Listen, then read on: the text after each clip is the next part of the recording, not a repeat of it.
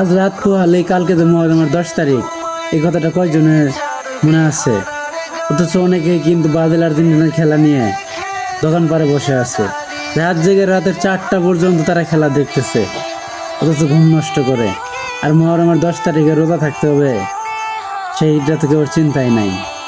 তার থেকে বড় কথা হইল, মুসলমান হয়ে মহরমের 10 তারিখ ইসলামী দিনগুলা বাস্তবায়ন করা এবং মানা, এটাই তো মুসলিমদের কাজ।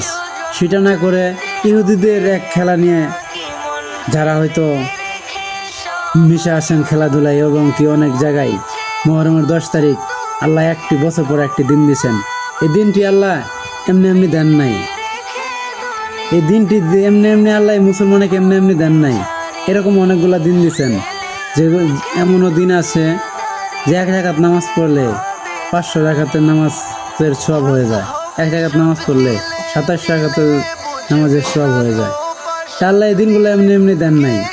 তা আমরা যারা আসছি তারা কাল যে মহরমের 10 তারিখ, আজকে রোজা হয়তো অনেকেই ছিল আমাদের মাঝে, আবার অনেকে ছিল না। তো কালকের দিনটা আমরা কেউ মিস করবো না, কারণ এই দিনটা আল্লাহ এমনি এমনি দেন নাই।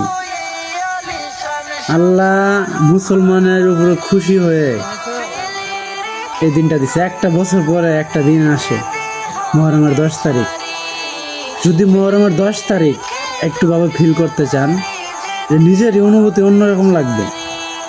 আর কিসের খেলাধুলা, যে ব্রাজিল আর্জেন্টিনার যে দলগুলা, তারা তো বাংলাদেশ নামে একটা দেশ আছে, যে এটা অনেকে জানে না।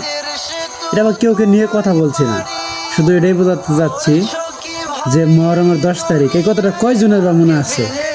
আমার ভিডিও দেখেন হয়তো 4 থেকে 500 ভিউ হয়, টিকটকে, ফেসবুকেও এরকমই হয় 500-600, ইউটিউবে হয়তো 1000-1500 এরকম ভিউ হয়। তো এই ভালোবাসার মানুষগুলো যারা আছেন, কেউ আমি কটূক্তি করার কথা বলবো না। তা আমি চাই যে মহরমের 10 তারিখ আমরা কালকে শুক্রবার, মহরমের 10 তারিখ শুক্রবার, আমরা সবাই যেন রোজা থাকতে পারি এবং আমল করতে পারি, দিনটা যেন মেনে চলতে পারি। আলহামদুলিল্লাহ, আল্লাহুম্মা আমিন।